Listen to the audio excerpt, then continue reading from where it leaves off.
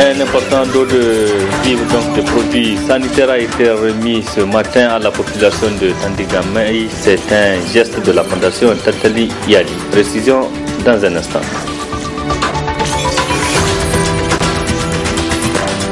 Assemblée générale ce matin de la Fédération des femmes Matam-Para de l'arrondissement communal à Niamey 1. Au terme de cet AG, un nouveau bureau a été mis en place. C'est l'ancien bureau qui a été d'ailleurs reconduit.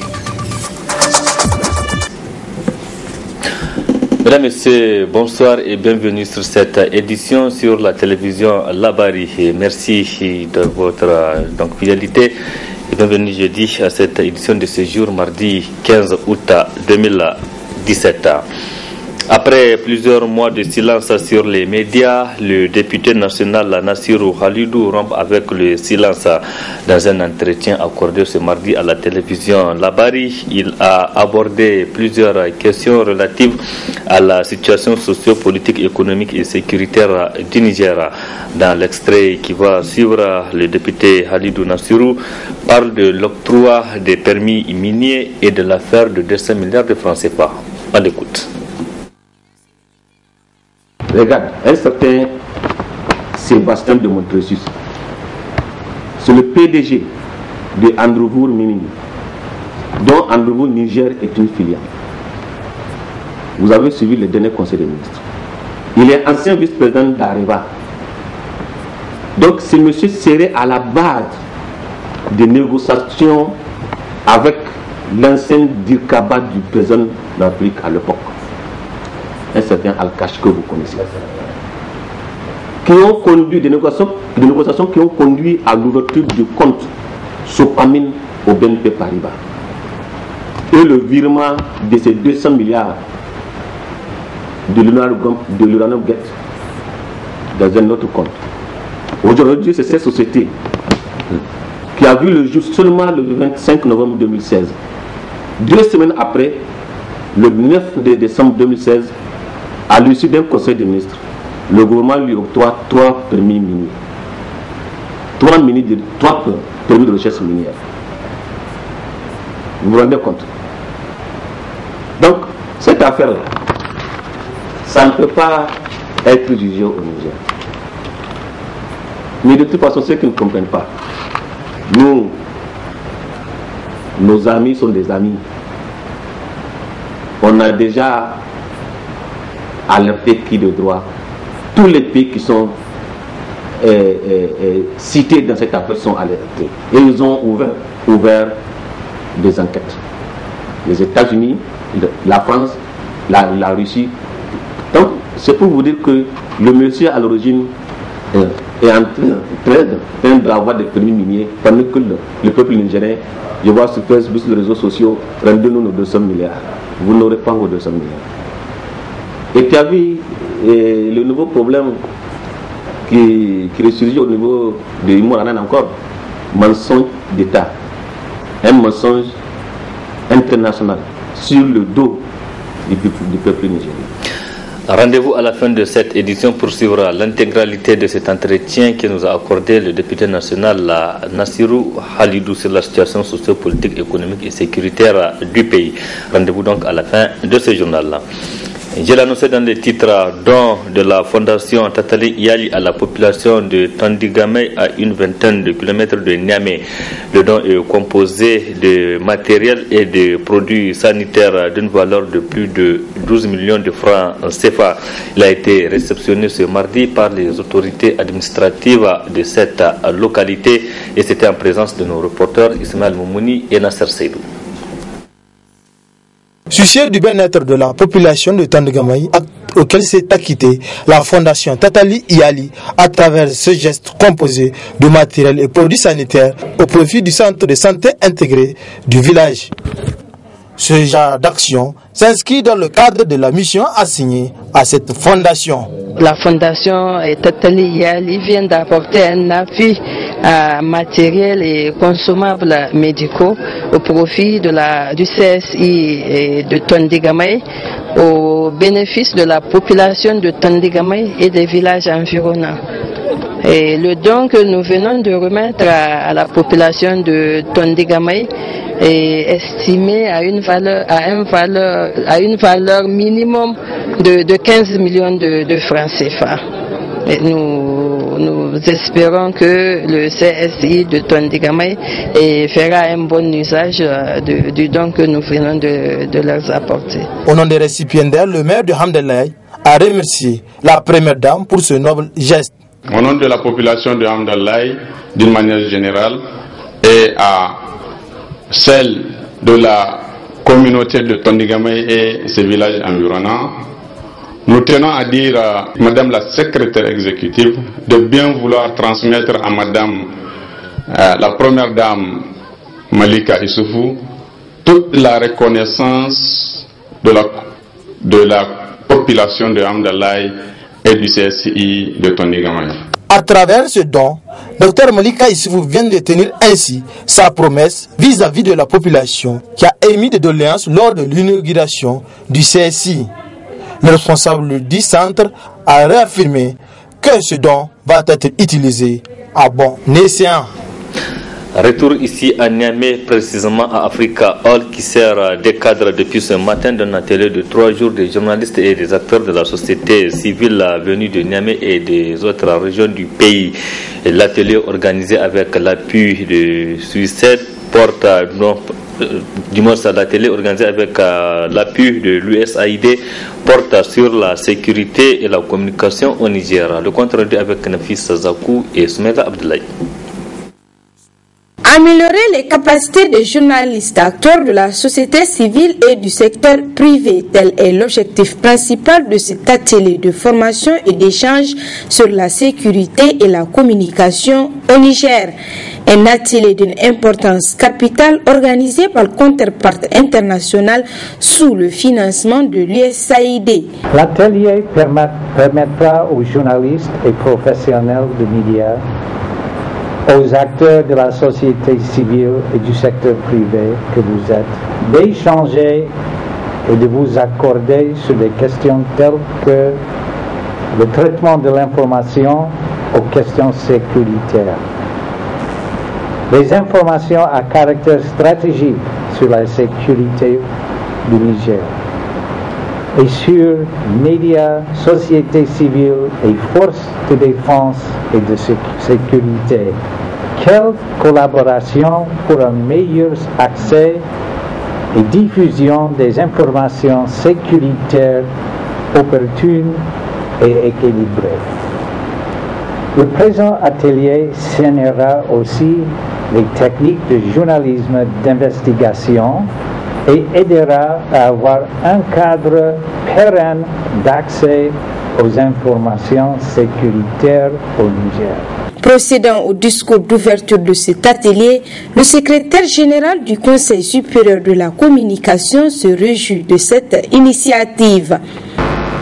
Cet atelier est pour nous une suite logique de celui qui était tenu en février 2017 à Dosso sur l'opérationnalisation du volet communication de l'initiative de gouvernance sécuritaire. Le Conseil supérieur de la communication demeure convaincu que le présent thème sécurité, communication au Niger s'inscrit dans la droite ligne de la politique globale du CSC pour le renforcement des capacités des médias au Niger. La qualité des participants ici présents témoigne, si besoin en était, de la pertinence de la question médias, sécurité, communication.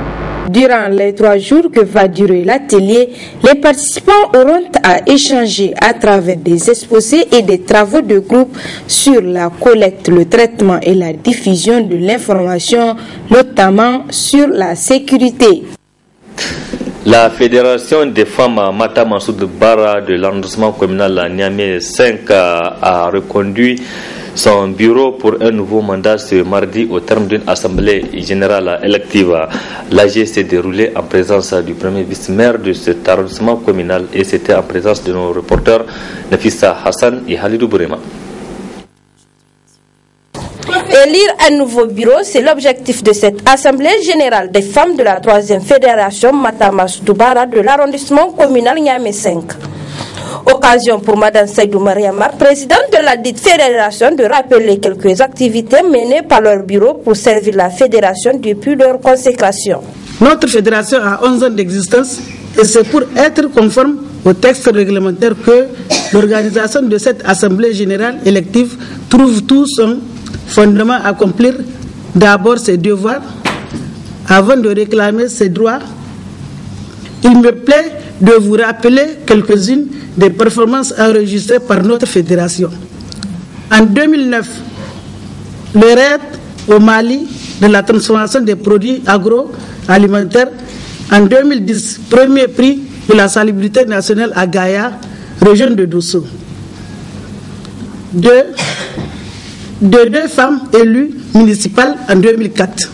Ce nombre est actuellement passé à 7 sur un total de 21 conseillères et conseillers municipaux, etc.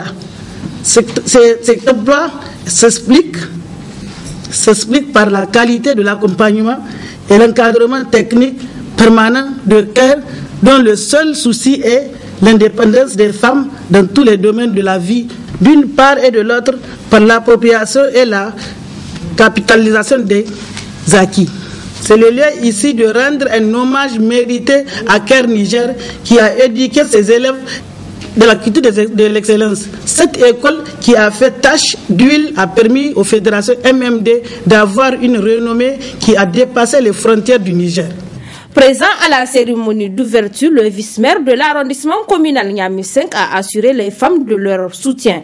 C'est un plaisir pour nous que l'arrondissement communal Niamey 5 soit pris comme le lieu où va se dérouler vos travaux. L'arrondissement communal Niamey 5 est ouvert à toute demande pour vous aider à arriver à la fin de vos programmes. Donc, c'est aussi un plaisir pour nous de voir aujourd'hui, le 15 août, que la fédération est arrivée à la fin de son mandat pour pouvoir mettre un nouveau bureau. Ainsi, après une journée de travail et de réflexion sur les tests régissant la fédération, l'ancien bureau a été reconduit pour un nouveau mandat. La compagnie de téléphonie mobile Niger Move Niger a procédé ce mardi à la remise des moutons à ses clients. Un geste pour permettre à ces derniers de se préparer pour bien fêter Tabaski. Faisons le point avec Asma Oseidou et Ibrahim Abdou.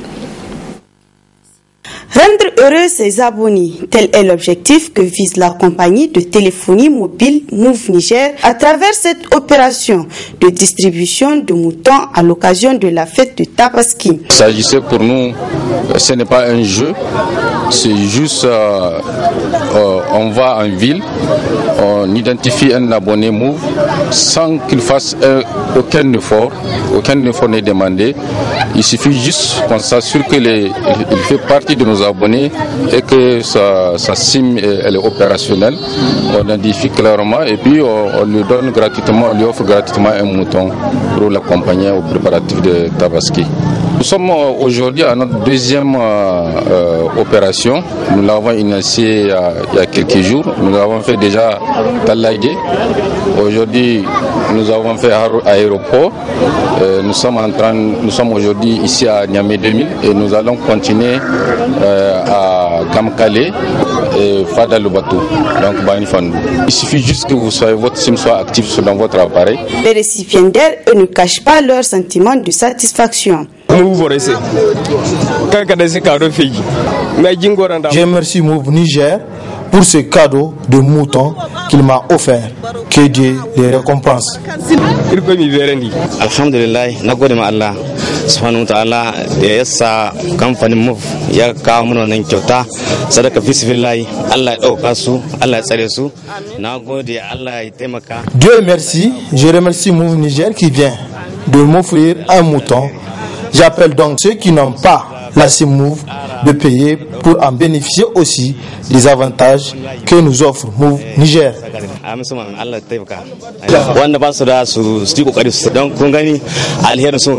Il faut noter que cette opération a débuté depuis le 11 août 2017 dans la capitale Niamey, mais aussi dans les autres régions.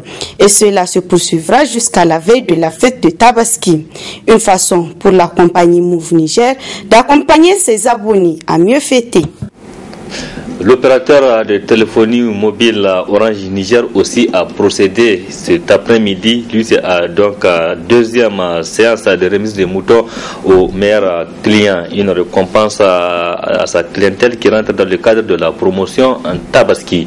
Le compte rendu avec Adamou Soumana et Soumaila Abdoulaye. La présente cérémonie rentre dans le cadre de la promotion Tabaski initiée par l'opérateur Orange Niger en vue de récompenser chaque semaine ses meilleurs clients en moutons de Tabaski. Pour cette deuxième tranche de remise, c'est la boutique Orange Franchise du partenaire Meiga Idrissa Abdou qui a servi de cadre au premier responsable d'Orange Niger pour remercier la fidélité des clients. Cette cérémonie de remise des moutons est effectivement l'occasion pour nous de remercier les clients et de leur témoigner notre reconnaissance à travers leur engagement, leur confiance en notre réseau, confiance en nos offres, nos services, confiance aussi vis-à-vis de notre personnel qui chaque jour est à pied d'œuvre et dévoué pour leur procurer le meilleur de ce que nous savons délivrer au niveau d'Orange. Je suis très heureux de pouvoir participer modestement à un accompagnement matériel à travers la remise de ces moutons. S'en est suivi le moment tant attendu de la remise des récompenses aux lauréats de la semaine qui profitent pour inviter les autres à leur emboîter les pas. Je remercie du fond du cœur Orange Niger de m'avoir donné cette occasion à laquelle je n'ai pas du tout songé, même pas dans un rêve. Quels sont les sentiments qui vous animent aujourd'hui? Bon, actuellement, je suis très contente, je suis très heureuse, je ne sais même pas quoi dire de plus. J'encourage bien évidemment, chers clients et clientes, de participer massivement à cette promotion afin de pouvoir gagner un mouton pour la Tabaski. Je suis vraiment très content de mon cadeau et vraiment je remercie beaucoup Orange de nous donner cette opportunité. Vraiment, merci Orange et merci aussi la presse. Est-ce que vous avez un mot à l'endroit des autres clients qui n'ont pas encore participé? Oui, bon, vraiment je les conseille à participer massivement parce qu'on gagne. Et la preuve est là, j'ai gagné un gros mouton et je suis vraiment très content. Abondant dans le même sens, un des responsables d'Orange Niger nous donne le calendrier de cette promotion tout en expliquant le concept. Nous récompensons vraiment la fidélité de nos clients. Pour ce faire, nos clients ont simplement besoin d'adhérer à travers le 321 Jazz et bénéficier chaque semaine de moutons et avoir cette opportunité de faire partie de nos meilleurs clients qui sont compensés chaque semaine. La semaine prochaine, nous serons au niveau de notre boutique Liberté et la dernière semaine, donc c'est-à-dire dans 2 semaines, nous serons au niveau de notre partenaire au niveau de rond-point Ouattara. Donc ceci, c'est pour vraiment permettre aussi à nos partenaires de pouvoir participer activement à cette campagne de récompense de fidélité de nos clients et aussi faire découvrir nos autres agences à travers ces cérémonies-là. Ainsi, cette promotion permet à Orange Niger de mieux répondre aux attentes de sa clientèle tout en témoignant sa volonté de partager avec elle des moments importants. Orange, vous rapprochez de l'essentiel. Voilà le reportage à présent. En cette période de grandes vacances, certains enseignants s'organisent pour dispenser des cours de vacances aux élèves. Ces derniers accordent un intérêt particulier car ces cours leur permettent de se préparer pour la prochaine rentrée, disent-ils. Reportage de notre stagiaire de l'IFTIC, Urbé Yefta et Chebouguisso. Le cours de vacances permet aux élèves de mieux rattraper les temps perdus. C'est pourquoi les enseignants de leur côté trouvent que ce cours est très avantageux pour celui qui veut apprendre.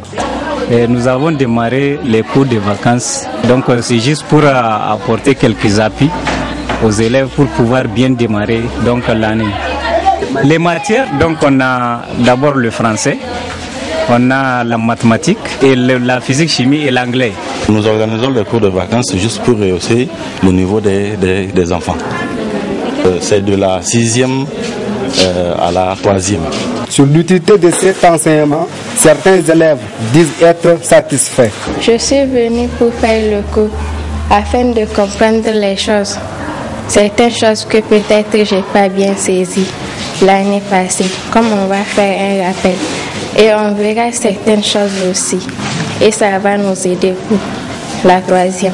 Le professeur explique et il nous demande encore, celui qui n'a pas compris peut dire. Et il va encore expliquer. L'année passée, là, on n'a pas bien fait le cours. L'année, on a voulu même achever l'année là. C'est pour cela que nous aussi, nous sommes ici, nous avons fait l'inscription pour mieux comprendre ce qu'on n'a pas pu comprendre l'année passée. C'est pour cela que nous aussi, nous sommes ici pour comprendre. Le BPC se prépare bien en octobre. C'est pour cela que moi aussi, je me prépare dès pendant les vacances. C'est pour cela que nous sommes là ici, présents ici. On a dit que la salle de classe n'est pas le point d'arrivée des connaissances, mais le point de départ. Je vais participer à des cours de vacances pour avoir des avantages dans la classe que je passe l'année prochaine. Ici, les cours, ils expliquent très bien. On comprend bien les cours. Sinon, les professeurs expliquent très bien. Et parfois, même, ils nous donnent des exercices pour mieux comprendre les cours. Aussi, le directeur vient chaque jeudi pour nous faire des contrôles sur tout ce qu'on a fait pendant la semaine. Puis, parfois, on rencontre des difficultés. Mais sinon, tous les autres cours sont faciles à comprendre. Surtout en PC et en anglais. Comme c'est la première fois qu'on apprend l'anglais, il y a un peu de difficulté pour retenir ça. Vacances ou pas, tous les jours sont appropriés pour l'apprentissage tant qu'on a la motivation en vue de préparer une bonne rentrée scolaire. Place à présent à la partie magazine, comme je l'ai annoncé, après plusieurs mois de silence sur les médias, le député national Nassirou Halidou de l'opposition rompt avec le silence dans un entretien accordé ce mardi à la télévision Labari. Moukela Nassirou Halidou a évoqué, a brossé la situation sociale, politique, économique et sécuritaire du Niger. Je vous propose donc de suivre l'intégralité de cet entretien. Très bonne réception et excellente nuit à toutes et à tous. Et comme vous le savez, ça fait des années, en 2013-2014, à l'occasion d'une interview que nous avons accordée, nous avons attiré l'attention de qui de droit que ce qui est en train de se passer et la situation que le président Issoufou est en train d'adopter ne va pas dans le sens d'une consolidation de la démocratie au Niger. Il s'agit de pouvoir ou de moins de vouloir coûte que coûte contrôler l'ensemble des institutions de la République. À l'époque, j'avais dit que Issoufou a son siège dans toutes les institutions de la République. Ce qui prend la justice, ce qui va à l'Assemblée nationale, en fait, quelle que soit l'institution de la République, Issoufou a son siège. Or, même Dieu, je dis bien même Dieu, qui a créé le monde et tout ce qu'il y a dans ce monde, les cieux, les gens, il y a toujours des mécréants qui ne croient même pas à son existence. Alors comment un être humain peut-il pouvoir contrôler tout et avoir tout le monde avec lui? Ça, c'est une situation très grave que peut-être qu'à l'époque les Nigériens n'ont même pas compris qu'on est en train de vivre aujourd'hui. Donc parler de la situation politique, aujourd'hui la politique à cause de Issoufou est en train même de dégoûter le peuple nigérien. Connaissant Omar Ibn Khattab, qui certains érudits ont même dit que s'il y a un prophète après Mohammed sallallahu alayhi wa sallam, ça sera Omar Ibn Khattab. Comment un Issoufou Mohamedou des années 1900 va dire qu'il va gérer comme Ibn Khattab, qui la nuit ne dort pas, fait le tour de sa comté pour voir la réalité sociale de sa population. Moi je dis, Issoufou n'a jamais été dans mon village. Et s'il a été, c'est politique. il vise quelque chose. Honorable, dans plusieurs de vos interventions, et vous avez eu à dénoncer une attaque au niveau de la RTP, à travers les plusieurs milliards de francs CFA, et notamment que les personnes ont été interpellées et puis là c'est comment cette attaque. Est-ce que vous êtes satisfait des évolutions de cette attaque de la RTP que vous avez eu à dénoncer? Satisfait, non. Pas du tout. Et c'est pourquoi, pour avoir une bonne démocratie, il faut une bonne justice. Et la justice doit être au-dessus de tout. À l'époque, lorsqu'on avait dénoncé la gestion et la passation des marchés au niveau de l'ART, la justice aurait dû aller au fond. Et je me suis même donné volontaire pour répondre à l'époque de tout ce que j'ai dénoncé pour donner mes problèmes. Dans le cadre même des ITE, des industries extractives, j'étais membre actif. Et ça m'a donné le goût d'être vraiment nigérien et d'être un nationaliste. Mais qu'est-ce qui s'est passé? Ils prennent aujourd'hui, ils libèrent demain. Ils prennent le lendemain, l'autre lendemain, ils libèrent. Et le cerveau même de cette affaire, l'actuel président de l'Assemblée nationale du Burkina Faso, un court, il n'a jamais été inquiété. Pourtant, à l'époque, tout conseiller qu'il soit, il ne doit pas être au-dessus de la loi. Parce que c'est la justice. La justice, ça doit être un service public. Rien que pour le bien du public des Nigériens. Et depuis un certain temps, on ne voit plus le général de Sosan être député à ce moment député actif et on ne voit plus au sein de l'Assemblée nationale. Et qu'est-ce qu'il expecte ce soir en tant que projet de travail? Je ne boycotte pas du tout les travaux de l'Assemblée nationale. Loin de moi. J'ai boycotté un moment lorsque l'opposition nous avait demandé de ne pas signer. Mais du moment où nos supérieurs politiques ont pris la décision de nous demander de siéger et de rejoindre nos places, je n'ai aucun droit de boycotter. Mais le comportement de ceux qui dirigent l'Assemblée nationale dénigre une vraie Assemblée nationale. Lorsque vous avez en face de vous des gens qui n'attendent que le vote pour pouvoir voter et lever leurs quatre pattes si possible pour voter, ils ne voient rien, ils n'entendent rien, ils ne comprennent rien et c'est le vote qui les intéresse. Je pense que on n'a pas une Assemblée nationale, mais on a une maison de résonance. Alors, des députés comme nous, allez vous joindre à ces gens, je pense qu'on n'apprend rien. Or, moi, j'ai besoin d'apprendre. L'idéal voulait qu'il y ait un bon débat. Un débat qui permettrait à l'ensemble de la population de comprendre le fonctionnement de l'administration publique de l'État dans le cadre du contrôle gouvernemental. Mais qu'est-ce qui se passe? J'avais fait ce qui m'a surtout choqué. J'avais fait une interpellation sur la sécurité nationale qui n'a rien à voir avec le secret d'État. Parce que je pèse mes mots, j'ai bien saisi la situation, le contexte pour pouvoir rédiger l'interpellation du Premier ministre. Mais qu'est-ce que le bureau de l'Assemblée nationale a décidé de faire de ça à huis clos? Alors que le peuple a besoin de comprendre ce qu'il a injecté pour équiper nos forces de défense et de sécurité, où est-ce que ça va? Le peuple a besoin de comprendre est-ce que l'État est en mesure de les sécuriser. Lors de cette interpellation, lorsque le ministre qui a été désigné pour répondre à cette interpellation à la part du Premier ministre, le débat était un peu huilé. J'ai dit, attendez, ces gens qui ont attaqué le Mali, ils viennent d'où?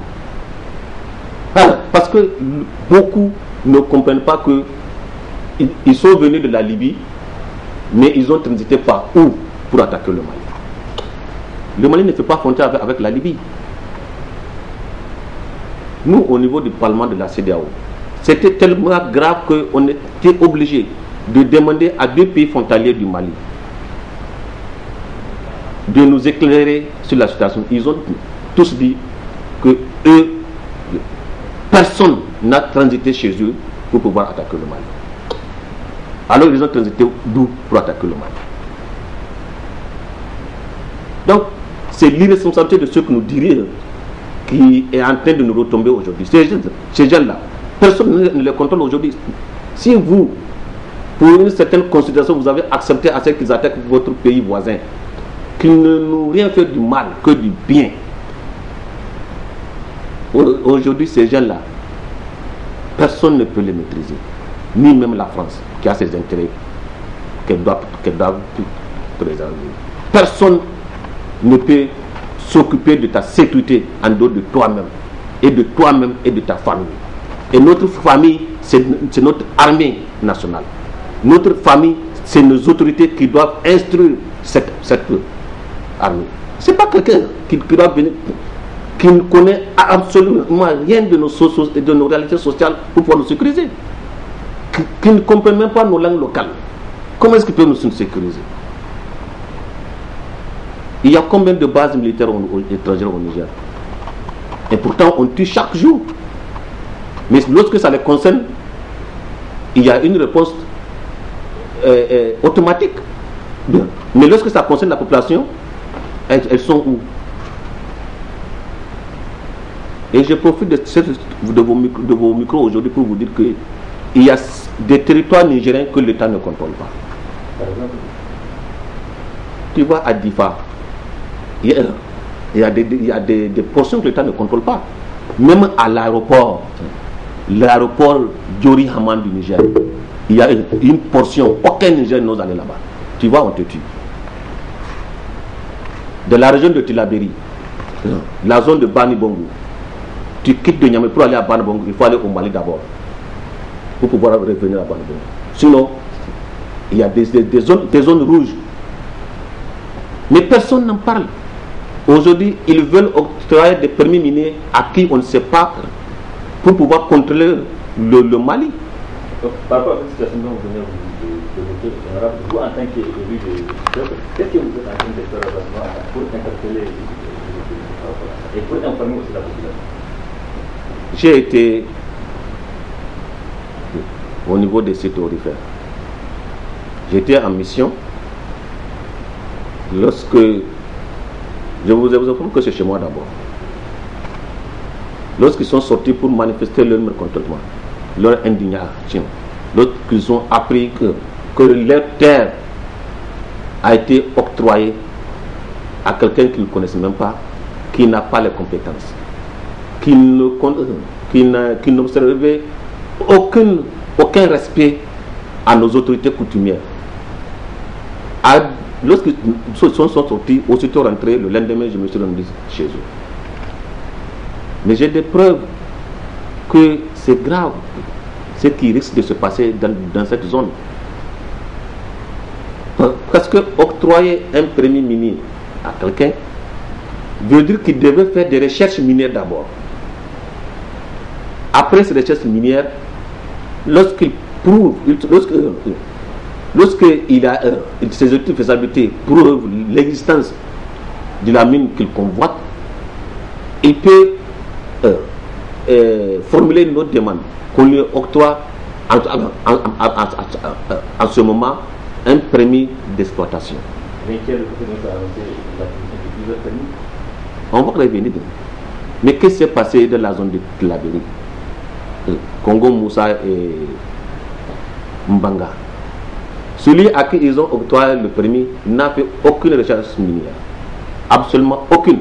Et il s'est basé sur les trous, les rigoles des opérateurs artisanaux.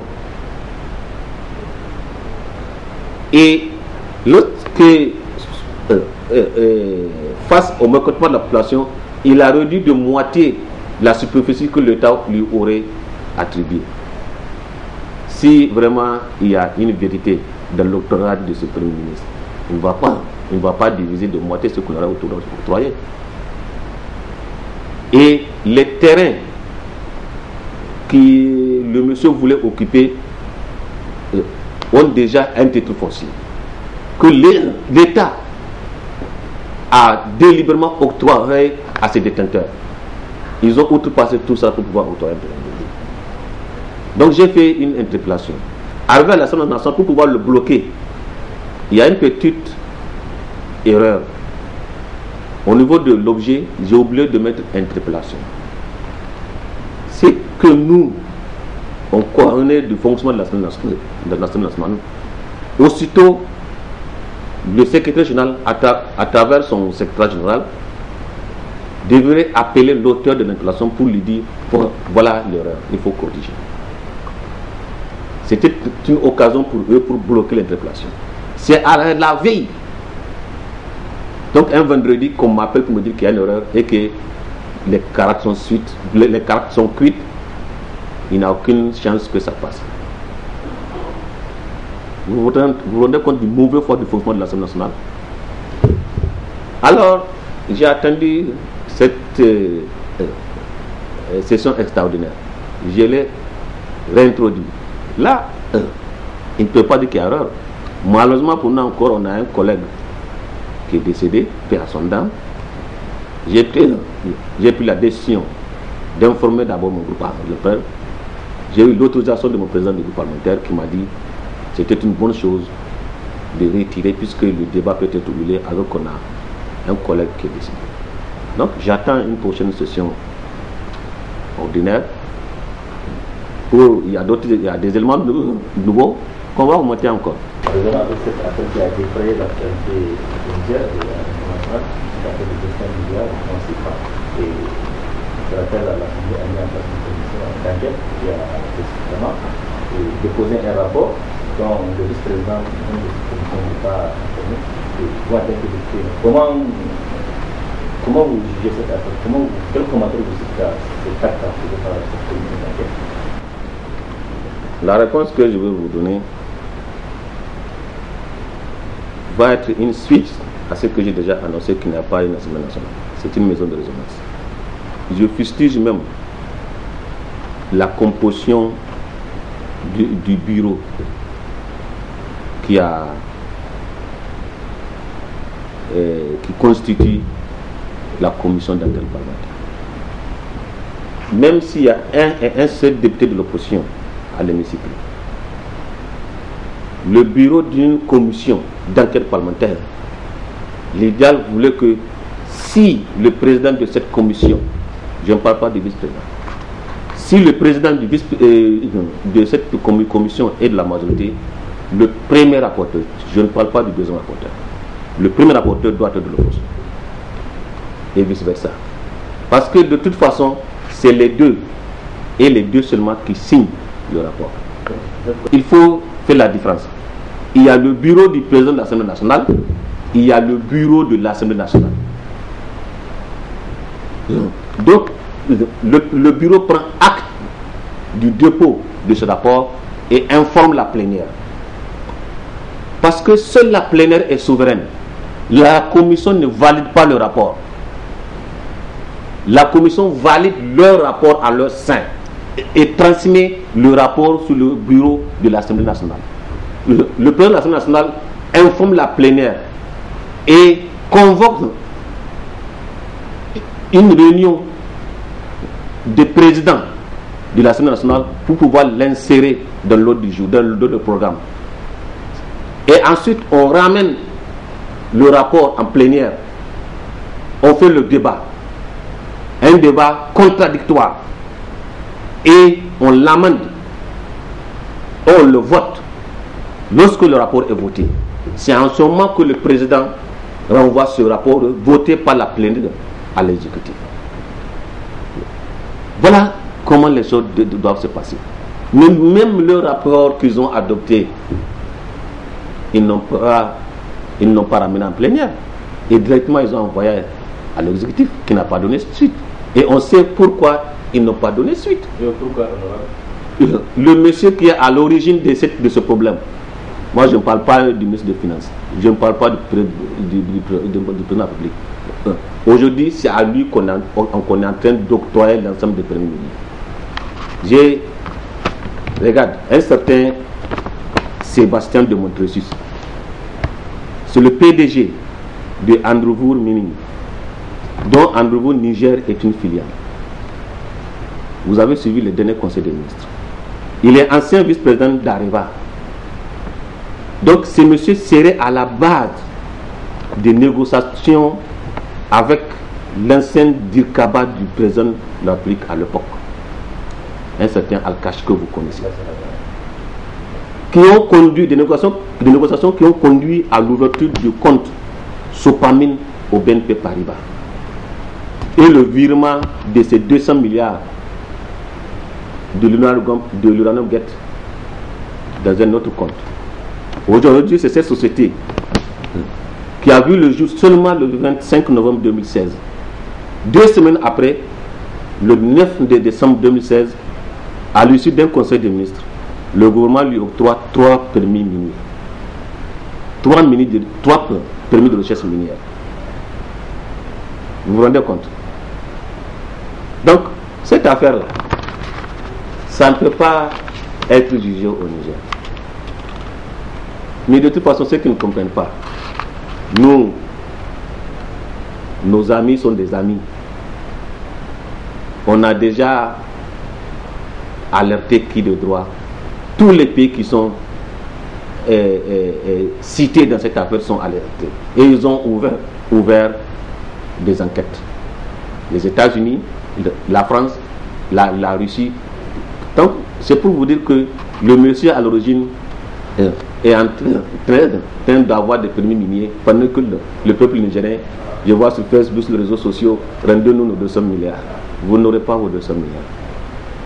Et tu as vu le nouveau problème qui ressurgit au niveau de Imoranen encore, mensonge d'État, un mensonge international sur le dos du peuple nigérien. Je vous dis, il n'y a rien à entendre le géologue français dans le sous-sol du Mouraï. Areva a fait ça pourquoi? Je vous dis que Areva était en faillite. Lorsqu'ils ont annoncé Mouraï, il était en faillite. Il lui faut de l'argent. Pour pouvoir avoir de l'argent, il lui faut une mine qu'il va vendre à ses bails. Parce qu'Areva aussi a des barres de fonds. Areva a des partenaires qui ont besoin de preuves pour pouvoir donner de l'argent. Areva seul ne peut pas convaincre ses partenaires pour avoir de l'argent. Il lui faut une garantie du pays dans lequel ils ont trouvé la mine. Et c'est le Niger. Le Niger a avalisé le mensonge d'Areva. Tu prends ta calculette. Le premier lot que Areva a eu de ses partenaires dans le cadre d'Imoraï, le faux Imoraï, c'était 900 millions d'euros, environ 1 milliard d'euros. C'est le premier lot. Il y a d'autres lots dont je n'ai pas connaissance du montant, ou du moins d'un montant. Et puisque Imoraï devait démarrer depuis 2012, je pense, les partenaires attendent des retombées. Et la dividende doit être octroyée à tous les actionnaires. Si tu fais 33% des 900 millions d'euros, ça fait exactement 199 en termes de CFA milliards, environ 200 milliards. D'où vos 200 milliards sur le dos du Niger. Et puisque c'est l'État du Niger qui a avalisé, si tu vas à la banque, je dis à la banque de te donner ce que tu demandes. Si tu tombes en faillite, la banque ne te voit pas, c'est moi que la banque voit. C'est moi qui t'ai avalisé. Aujourd'hui, c'est l'État du Niger qui va payer l'ensemble des dettes d'Areva sur Imoraï. qui dépasse les milliards d'euros. Parce que je t'ai dit que le premier lot qu'Areva a pris, c'est 900 millions d'euros. Et ce n'est pas un seul lot. Donc si le ministre des Finances dit que sans rien faire, ils ont fait 800 millions, il n'a pas menti. Mais c'est qu'il ne sait pas les 800 millions, lui il ne connaît même pas les ressources de ces 800 millions. Moi je sais ce que veut dire ces 800 millions. Ça n'a rien à voir avec l'état d'État-nation. Il a confondu les choses. Donc s'il dit ça, les 200 millions là, c'est sur le dos du Niger et on va continuer toujours à payer. De toute façon, ce n'est pas eux qui vont payer, c'est toi à travers tes enfants, les enfants de tes enfants, les enfants de leurs enfants qui vont payer.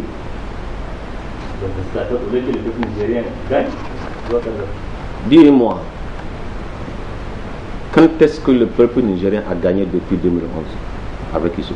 Dis-moi une seule rubrique, une seule transaction où le peuple nigérien a gagné. Tu me donnes un exemple, je te lance un défi. Des 2 milliards d'Exim Bank, des 200 milliards du riz pakistanais qui sont partagés entre eux.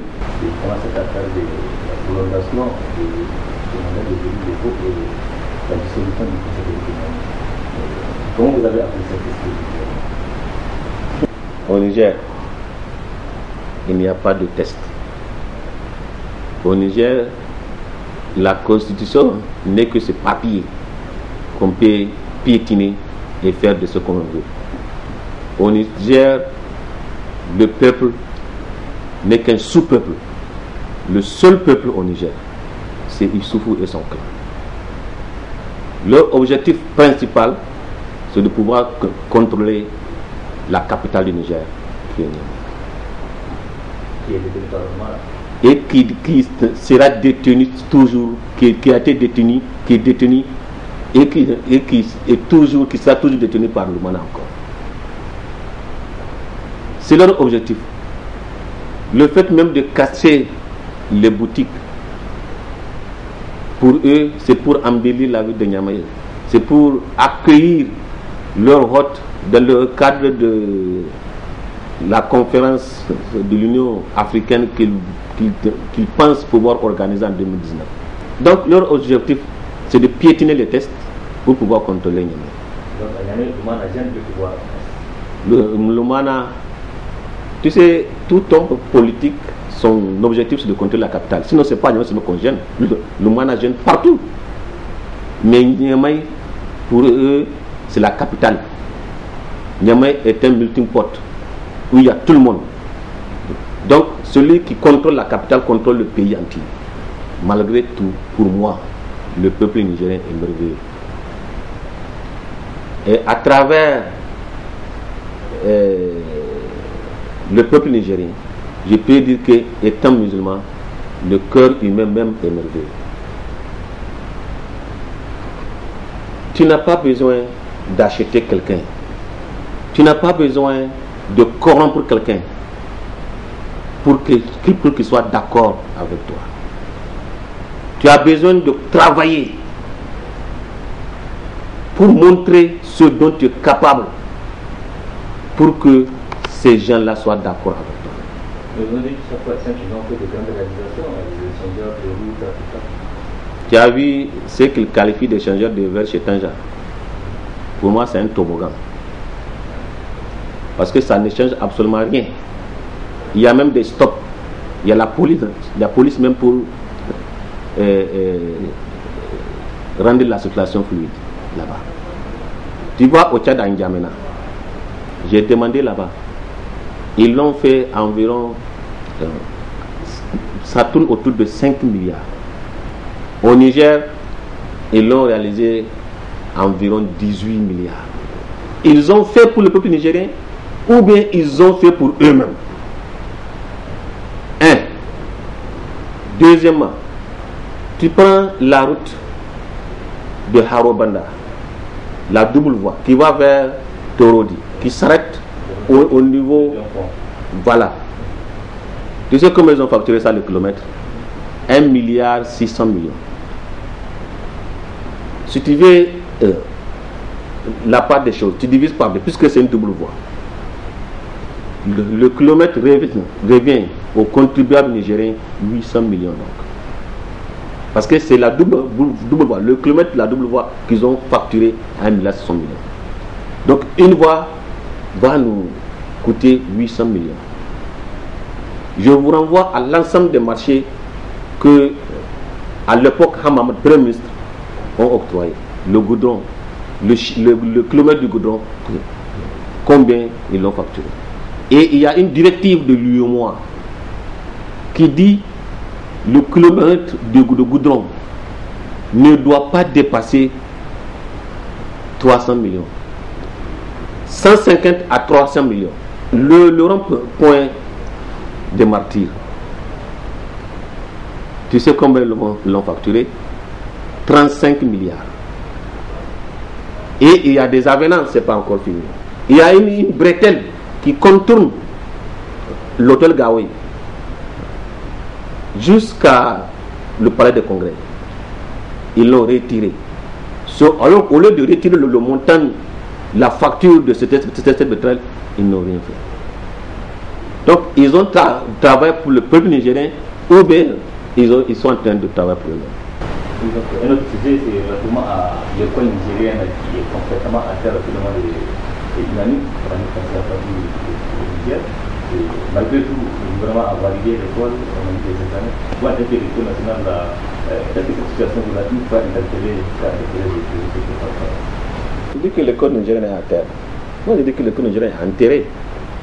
Parce qu'être à terre, on peut peut-être la sauver. Qu'est-ce qui nous a amené dans cette situation? En réalité, chacun veut gagner. Chacun cherche à se remplir la poche. De toute façon, ils se disent, je ne suis pas seul. Nous avons tous fait. Donc, à commencer par le sommet même. Le Niger est très vaste. Tellement vaste que il est très difficile. Je dis bien, il est très difficile. Dans la situation de nos finances actuelles, de satisfaire l'ensemble des villages et des hameaux. Mais eux, qu'est-ce qu'ils ont fait? Un simple militant, un simple président de comité de base a d'abord accès aux plus hautes autorités. Il vient en son nom. Le village n'est même pas, ou du moins le hameau n'est même pas averti. Il dit j'ai besoin d'école. Tout de suite, on appelle le ministre de l'Éducation nationale. Va faire une école dans un tel village, ou du moins dans un tel hameau de moins de 50 habitants. Et ainsi de suite. Ils en ont tellement fait de 2011 à 2015 qu'ils n'arrivent plus à contrôler.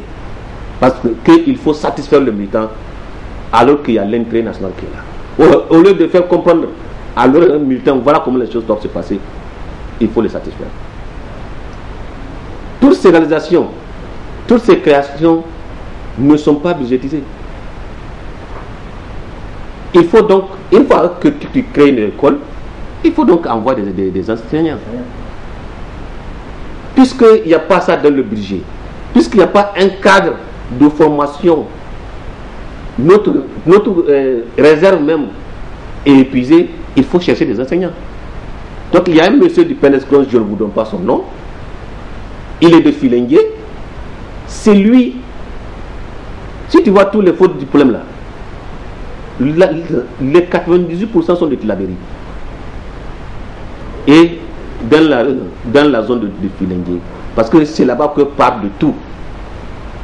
Et donc il faut chercher ces enseignants-là, que ça soit qualifié ou pas. Donc c'est leur mauvaise foi qui est en train de tomber sur eux. Première erreur. Deuxième erreur, moi j'ai enseigné. L'enseignant est toujours en perpétuelle évaluation. Comment moi, qui ne te connais même pas, je vais dire que je vais t'évaluer alors que je ne t'ai pas formé? Il faut pouvoir d'abord former pour pouvoir évaluer.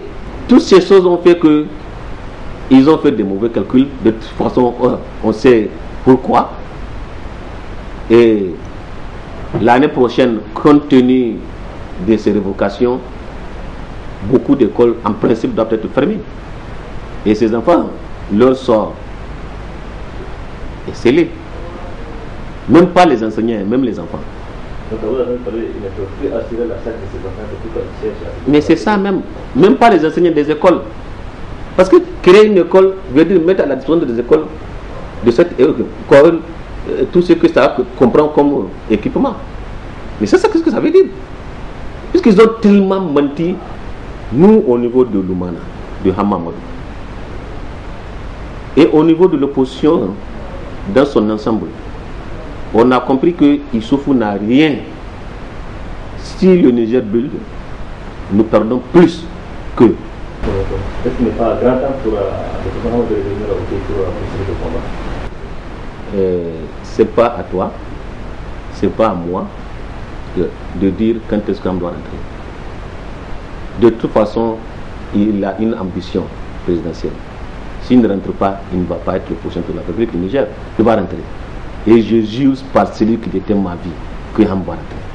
Je suis musulman, je sais ce que je dis. L'examen de la leçon du code électoral, c'est la plus conforme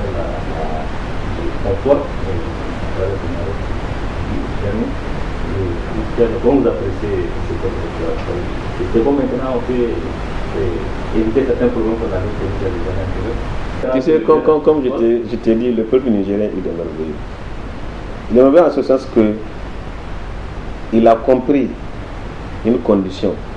Et la principale, celle-là même qui est valable dans tous les pays, que beaucoup ne comprennent pas. La proposition, le complot des choses peuvent appartenir à l'être humain. Mais la disposition de la chose, sa réalisation appartient à Dieu. Dieu est lui seul. L'autre première proposition du code électoral qui a été rejetée par la Cour constitutionnelle. Ils ne pensaient pas que ça va être rejeté. Et ils l'ont fait en pensant à Hamamadou.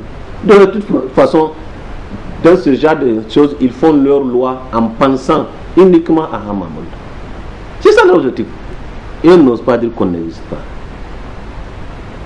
Ils n'osent pas dire qu'on ne fait rien. Ils n'osent pas dire que les tests ne sont pas violés.